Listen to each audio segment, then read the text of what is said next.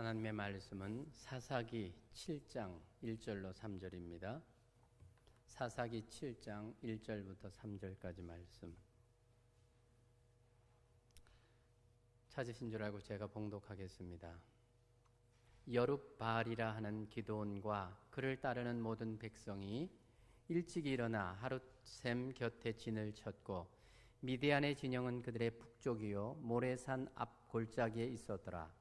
여호와께서 기드온에게 이르시되 너를 따르는 백성이 너무 많은즉 내가 그들의 손에 미디안 사람을 넘겨주지 아니하리니 이는 이스라엘이 나를 거슬러 스스로 자랑하기를 내 손이 나를 구원하였다 할까 함이니라. 이제 너는 백성의 귀에 외쳐 이르기를 누구든지 두려워 떠는 자는 길라산을 떠나 돌아가라 하라 하시니 이에 돌아간 백성이 22,000명이요 남은 자가 10,000명이었더라. 아멘. 사랑의 하나님 아버지 감사합니다. 이 시간도 주의 말씀을 함께 상고합니다.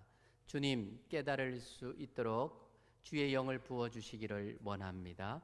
하나님께서 우리를 사랑하셔서 주시는 그 하나님의 말씀 속에 하나님의 심정을 깨달아 알게 하시고 하나님의 방법을 배워가게 하시고 하나님 우리를 위하여 주시는 귀한 이 말씀에 의지해서 우리가 비록 발을 땅에 딛고 살지만 마땅히 천국 백성이기에 천국 백성답게 살아갈 수 있도록 은혜를 베풀어 주시옵소서. 감사합니다. 귀하신 예수님의 이름으로 기도합니다.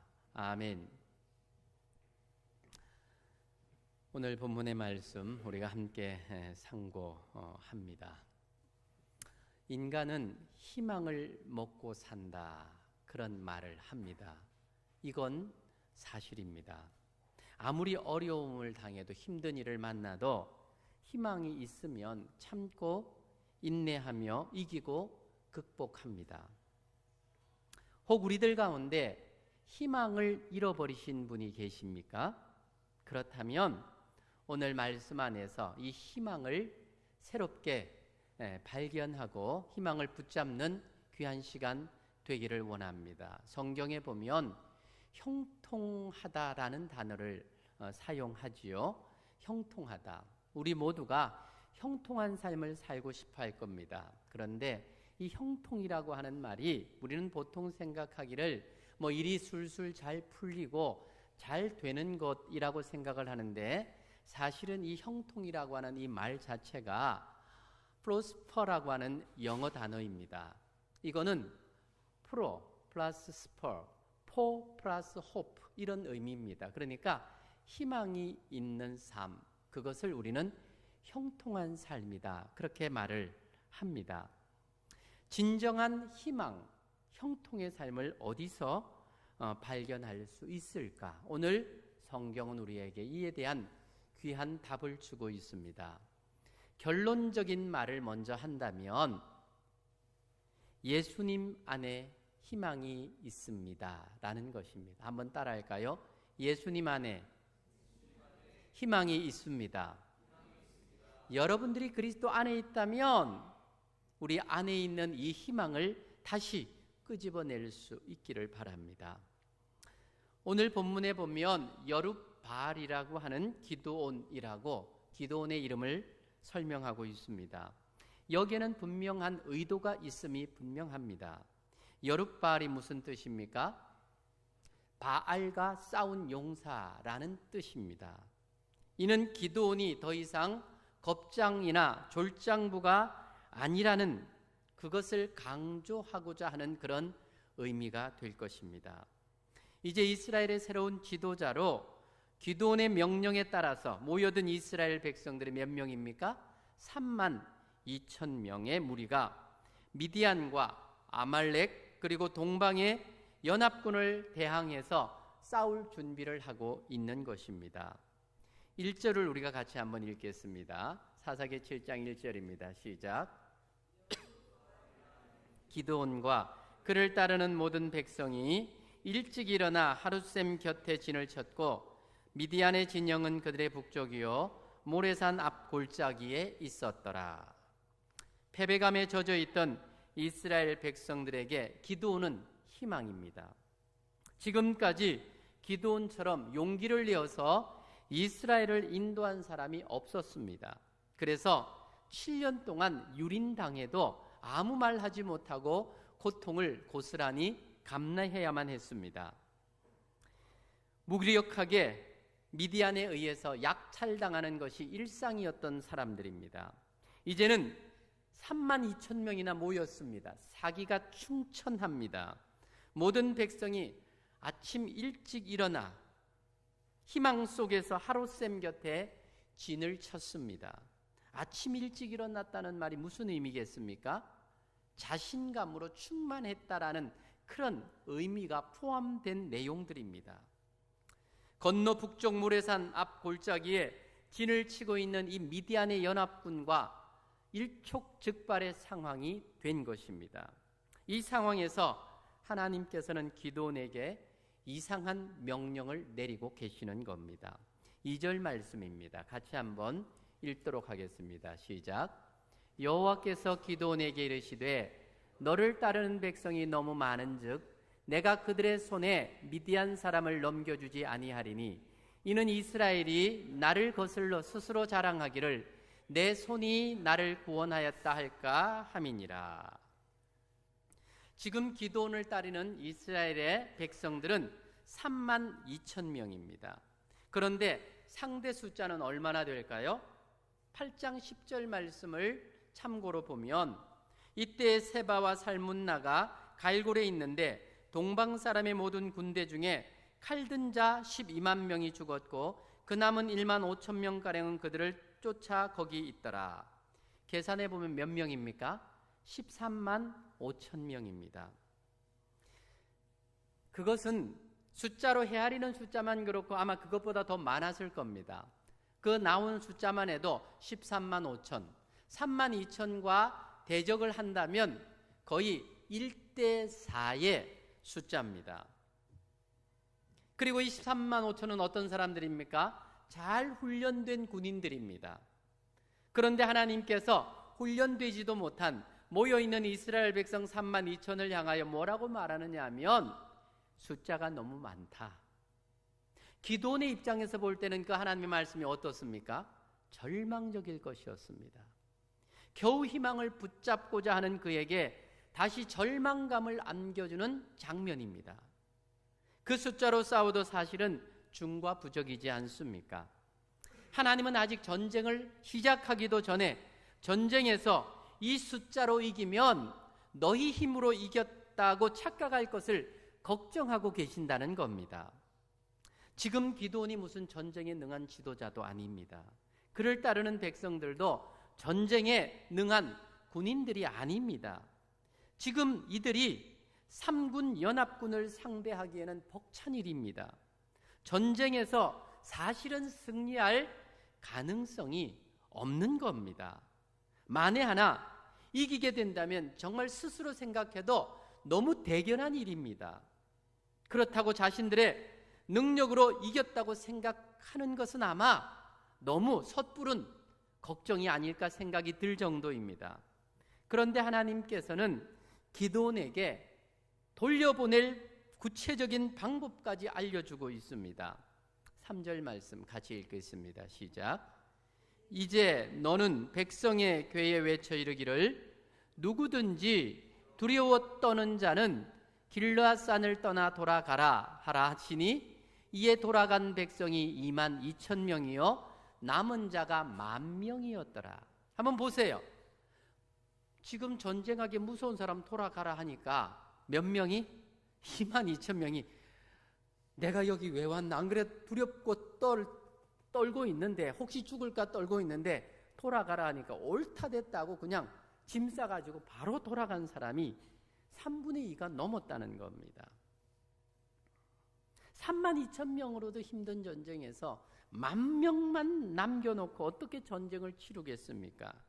만약에 여러분이 지금 기드온이라면 어떤 심정일 것 같습니까?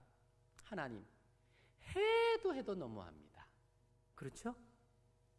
내 손으로 이스라엘을 구원하라고 하는 이 중차대한 사명을 주시고 그나마 이제 좀 용기를 내서 싸워보려고 하는데 전쟁터에 3분의 1을 그냥 돌려보내라고 하다니요. 입장 바꿔놓고 한번 생각해 보세요. 하나님이 저라면 이 전쟁 하고 싶겠습니까? 그러니 저는 이쯤에서 손 놓겠습니다. 돌아간 22,000명 따라 나도 갈랍니다. 더 훌륭한 사람이 있으면 저 대신 세우십시오. 빠이빠이. 이게 기도원의 심정 아니겠습니까? 어때요? 제가 너무 무리한 추측을 하고 있습니까? 사실 지금 이런 자리라면 하나님이 적어도 기도원에게 이렇게 해주셔야 됩니다. 기도원아, 두려워하지 말아라. 용기를 내라. 내가 너의 등 뒤에서 너를 지켜주마.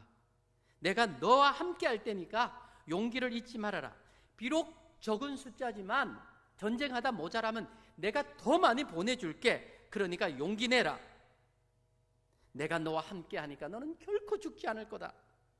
사실 이렇게 용기를 줘도 상황적으로 볼 때 두렵고 떨리는 마음이 그의 마음 가득했을 겁니다. 그런데 지금 하나님께서는 기도원의 신라 같은 희망마저도 어쩌면 산산이 깨트려버리고 있는 겁니다. 여러분 그렇지 않아요? 내용을 보니까 성경은 우리가 좀 이해할 만할 내용으로 기록되어야 좀 동감이 될 텐데 말입니다. 사실 이런 기록을 보면 말씀대로 살려고 하는 우리들을 아주 상당하게 당황스럽게 만듭니다. 하나님께 헌신하며 살려고 하는 마음의 감동을 사라지게 만듭니다. 그나마 32,000명 정도라면 열악하지만 한번 해볼 만하다고 생각을 했습니다. 그런데 하나님은 힘들게 낸 용기, 그에게 너를 따르는 백성이 너무 많아서 미디안을 너희 손에 넘기지 않겠다. 그렇게 말씀하시니 참 기가 찹니다. 이렇게 돌려보낼 백성들이라면 왜 나팔을 불면서 그렇게 모으게 하셨는지 이해가 되지를 않습니다. 하나님의 이런 방법은 기도원에게 희망을 주어서 사기를 갖게 하는 것이 아니라 절망을 주어서 있는 사기마저도 꺾어버리는 게 분명합니다. 왜 하나님은 이런 명령을 기도원에게 하셨을까? 좀 궁금하지 않습니까? 여기에는 우리가 지금 캐치하지 못하고 있는 하나님의 심오한 뜻이 있음이 분명합니다. 과연 그것이 무엇이겠습니까?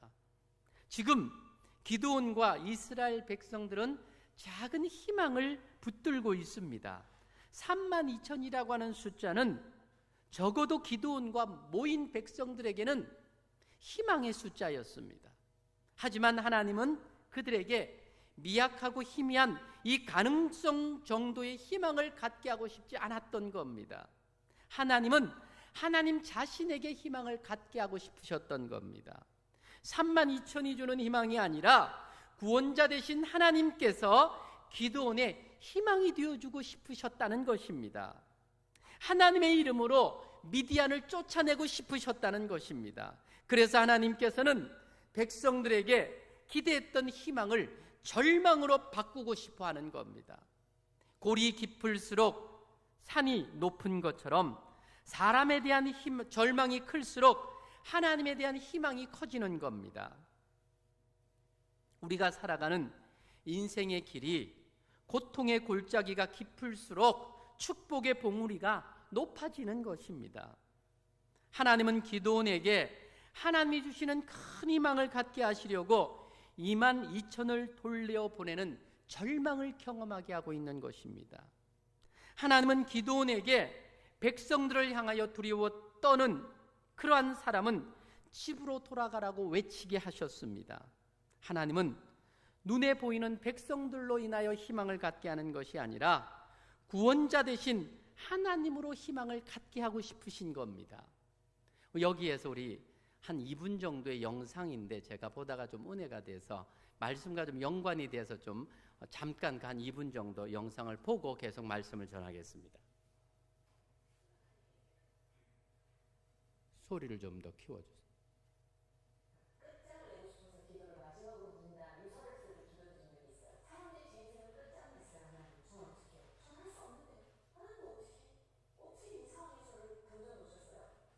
그러니까 저는 끝낼 거예요. 전 죽어버릴 거예요.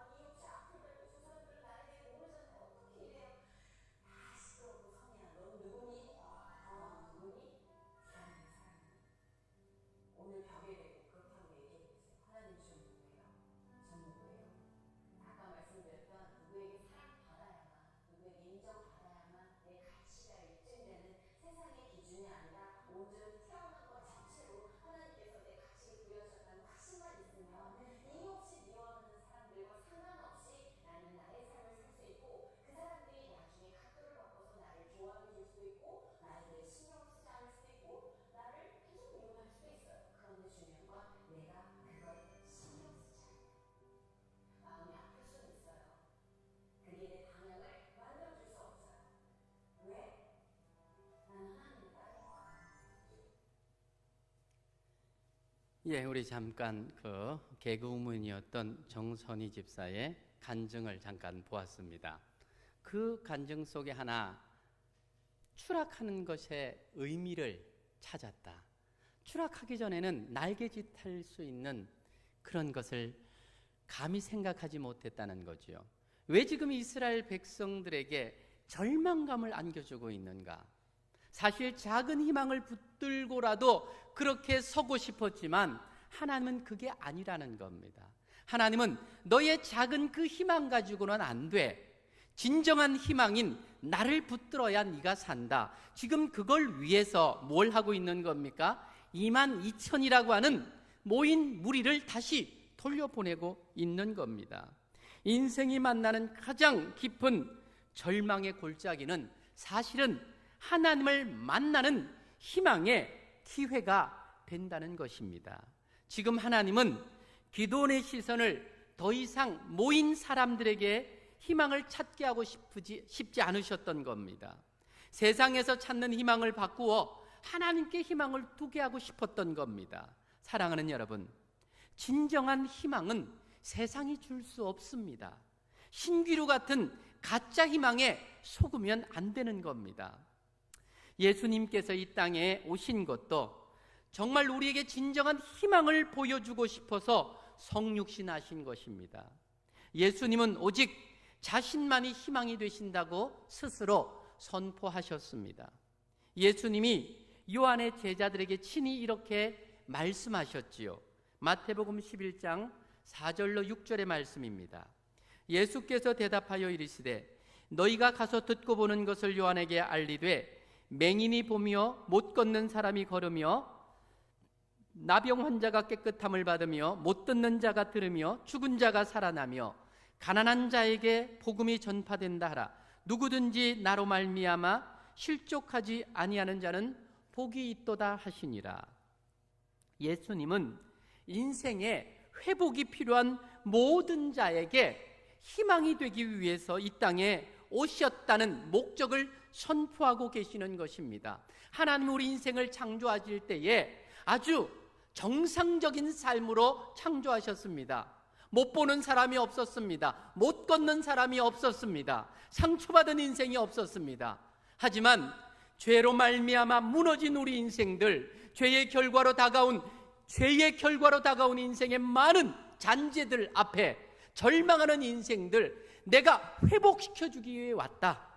못 걷는 자에게 걷게 하기 위해서, 못 보는 자를 보게 하기 위해서, 죽은 자를 살리기 위해서 내가 왔다. 무슨 말입니까? 내가 다시 회복하여 참된 인생의 의미를 알게 하는 희망을 주기 위해 왔다. 주님 그렇게 말씀하신 것입니다.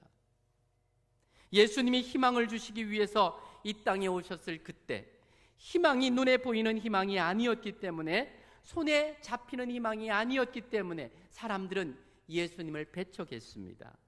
이스라엘 백성들은 진정한 구원의 희망을 주시기 위해서 예루살렘에 입성하는 예수님에 대해서 자신들의 메시아라고 노래하지 않았습니까? 호산나 호산나. 무슨 말입니까? 우리를 구원할 자라, 그 의미입니다. 그런데 그렇게 노래하던 사람들이 예수님을 십자가에 못 박으라고 외치는 무리로 바뀝니다. 그들은 예수님이 이 땅의 구원자로 오시기를 원했던 겁니다. 로마로부터 압제당하고 있는 그 민족을 해방해 줄 것으로 기대했습니다. 그런데 예수님이 죄인처럼 십자가에 못 박혀 죽으시는 모습을 보고 희망이 바뀌어서 절망했고 예수님을 헌신짝 버리듯 버렸습니다. 예수님의 십자가는 구원의 희망인데 그것을 보지 못하는 자들에게는 이 십자가가 저주의 상징이었고 절망의 상징이 되었던 것입니다. 세상은 어둠으로 절망하고 진정한 희망을 보지 못합니다. 죄는 빛을 가리우고 절망의 나락으로 인간을 던져버립니다. 예수님은 진정한 구원의 희망을 위해서 이 땅에 빛으로 오셨습니다.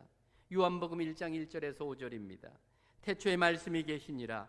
이 말씀이 하나님과 함께 계셨으니 이 말씀은 곧 하나님이시니라. 그가 태초에 하나님과 함께 계셨고 만물이 그로 말미암아 지은 바 되었으니 지은 것이 하나도 그가 없이 된 것이 없느니라. 그 안에 생명이 있었으니 이 생명은 사람들의 빛이라. 빛이 어둠에 빛이 돼 어둠이 깨닫지 못하더라. 빛으로 이 땅에 오신 예수님은 영생의 희망으로 오셨습니다. 누구든지 예수님께 나오는 자에게 영생의 희망이 되어주십니다. 캄캄한 어둠 속에 한 줄기 빛이 되어서 희망이 되어주십니다. 인생의 갈증으로 절망하는 수가성 여인에게 영생의 선물이 되어주셨습니다. 요한복음 4장 14절 내가 주는 물은 그 속에 영생하도록 솟아나는 샘물이 되리라. 죄로 인한 외로움과 열등감, 소외감으로 무기력한 삶을 살아가던 세리장 삭구에게 친구가 되어주셨습니다. 누가복음 19장 9절 예수께서 이르시되 오늘 구원이 이 집에 이르렀으니 이 사람도 아브라함의 자손임이라. 예수님은 만나는 모든 사람들에게 희망이 되어주셨습니다. 인생에서 희망은 삶의 원동력이 되고 삶의 에너지가 됩니다. 인생이 희망을 가지면 어떤 환경도 극복하고 이기는 자가 됩니다. 희망이 있는 성도는 현실이 아무리 고통스러워도 이기는 능력을 가집니다. 예수님께 나오는 자는 희망의 삶을 살아가는 능력자인 것입니다. 예수님이 함께하면 범사가 희망으로 변하게 되는 겁니다. 오늘 본문의 기도는 작은 희망을 가지고 있었습니다. 32,000의 지원자가 그의 희망이었습니다. 이것으로 비록 13만 5천의 적의 연합군이지만 한번 싸워보려고 마음먹었습니다. 비록 두려움이 있었지만 그래서 2번의 표징을 구했지만 이제는 더 이상 주저하지 않고 싸울 결심을 했습니다. 그런데 하나님은 그런 기도원의 작은 희망을 꺾어버리십니다. 2만 2천이나 돌려보내고 이제 남은 자가 10,000명밖에는 없습니다. 절망적입니다.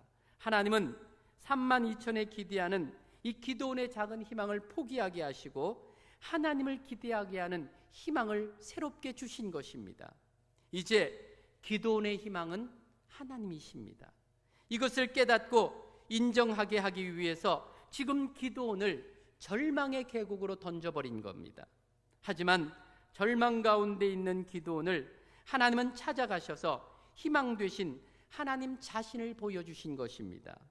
기도원은 자신이 가지고 있던 희망을 버리고 구원자 하나님을 희망으로 삼습니다. 그러니 돌아가는 2만 2천을 볼 때 더 이상 절망의 눈으로 보는 것이 아니라 더 큰 구원의 노래를 부를 수가 있게 되는 것입니다. 더 이상 불안한 희망이 아니라 확실한 희망을 붙잡게 된 것입니다. 사랑하는 여러분, 오늘 기도원이 붙잡은 희망이 저와 여러분이 붙잡아야 할 희망인 것입니다. 성도는 눈에 보이는 세상과 눈에 보이지 않는 세상을 함께 공유하며 살아가고 있습니다. 성도인 우리가 눈에 보이는 것이 전부인 것처럼 그것의 희망을 가지고 살아가면 안 됩니다. 우리가 희망 되신 예수님을 굳게 붙잡으면 세상은 우리를 향하여 세상이 감당치 못할 자라고 평가합니다. 보이는 세상에서 예수님과 동행하는 성도는 언제나 희망과 함께하는 삶입니다. 성도가 보이는 세상을 정복하면 보이지 않는 세상에서도 희망을 노래하는 자가 되는 것입니다. 그러기에 성도는 보이는 세상에서도 승리자이고 보이지 않는 세상에서도 승리자입니다. 이렇게 성도의 온전한 승리는 우리에게서 나온 것이 아니라 예수님이 주시는 것입니다. 보이는 세상에서 예수님을 희망으로 삼는 자는 보이지 않는 세상에서도 예수님으로 희망을 삼고 살아가는 것입니다. 성도라 할지라도 보이는 세상에서 희망이신 예수님을 붙잡지 못하면 보이지 않는 세상에서도 희망을 갖지 못합니다. 성도는 예수님이 함께하면 언제 어디서나 희망 속에 살아가는 자가 됩니다. 사랑하는 성도 여러분, 진정한 행복은 희망이 동반될 때에 가능한 겁니다. 희망 되신 예수님과 함께하는 삶을 살아가게 하기 위해서 계명을 주셨습니다. 계명은 사실은 우리를 절망하게 만듭니다. 하나님이 우리에게 계명을 주신 것은 우리의 죄를 깨닫게 하기 위해서 주셨습니다.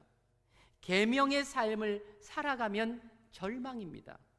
연약한 우리가 온전히 계명을 지킬 수 없기 때문에 그렇습니다. 하지만 예수님 당시에 서기관과 바리새인들, 종교 지도자들은 자신들이 계명을 지킴으로 구원을 받을 수 있을 것이라고 하는 헛된 희망을 가지고 있었습니다.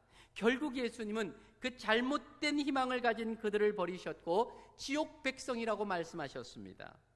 기독교 신앙에 있어서 계명은 절망이고 예수님이 희망입니다. 성도는 종교인이 아니라 신앙인입니다. 주님은 성도인 우리가 희망이 되신 예수님만 붙잡게 하기 위해서 우리를 절망의 환경을 경험하게 하는 것입니다. 물질이 희망처럼 보이는 성도에게는 물질을 거두어 가심으로 예수님만이 희망이라는 것을 알게 하십니다. 권력이 희망처럼 보이는 성도에게는 권력 무상을 경험하게 하시고 다시 희망이신 예수님만 바라보게 하십니다. 사람이 의지할 희망처럼 보이는 성도에게는 사람들에게 배신당하게 하므로 예수님만이 참 친구요 구원의 희망임을 알게 하십니다. 나 자신만을 믿고 나의 건강만을 믿고 그렇게 자신을 신뢰하던 그에게는 이 건강을 앗아감으로 더 이상 내가 나를 신뢰할 자가 아니라 나는 오직 예수님만 신뢰할 자라고 하는 것을 깨달아 알게 하십니다. 사랑하는 여러분, 예수님만이 저와 여러분의 유일한 희망이 되십니다.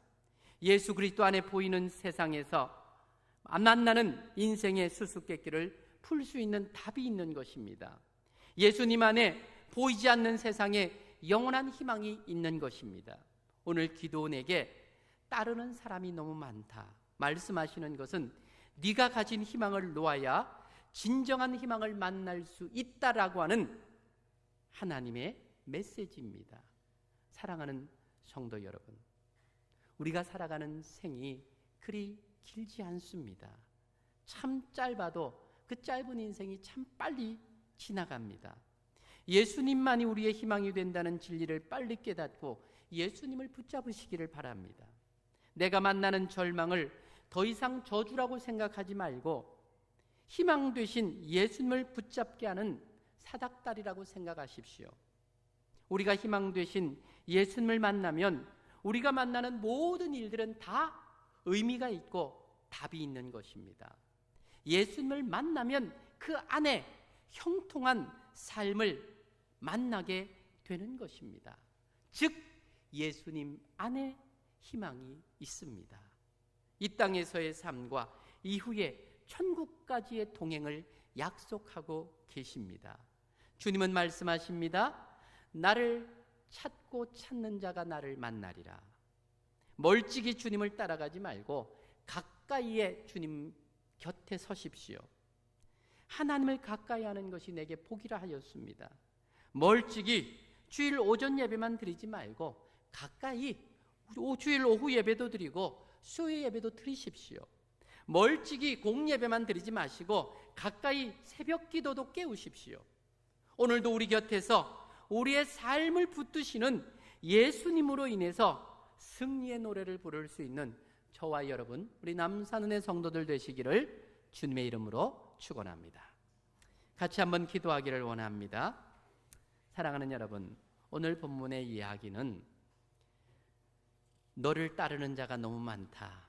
이 이야기는 사실은 작게나마 희망을 붙잡으려고 하는 그 희망의 끝마저 놓게 하는 그런 선포입니다. 사랑하는 여러분, 여러분들은 여러분의 삶 안에 희망이 있으십니까? 어떤 희망입니까? 예수 그리스도 안에 희망이 있는 겁니다. 희망 되신 예수님을 붙잡을 때에 거기에 우리에게 생명이 있고 소망이 있습니다. 예수님을 놓는 그 순간부터 우리에게 진정한 희망은 사라지는 겁니다. 세상은 자꾸 우리에게 희망을 이야기하지만 세상이 주는 가짜 희망에 휘둘려서는 안 됩니다. 참된 희망 되신 예수 그리스도를 붙잡고 그분과 함께할 때 그분이 주시는 참된 생명의 복음 안에 희망을 붙들고 희망 안에 새롭게 서는 저와 여러분이 될 수 있도록 오늘도 주신 말씀을 기억하며 같이 한번 기도하기를 원합니다. 기도합시다.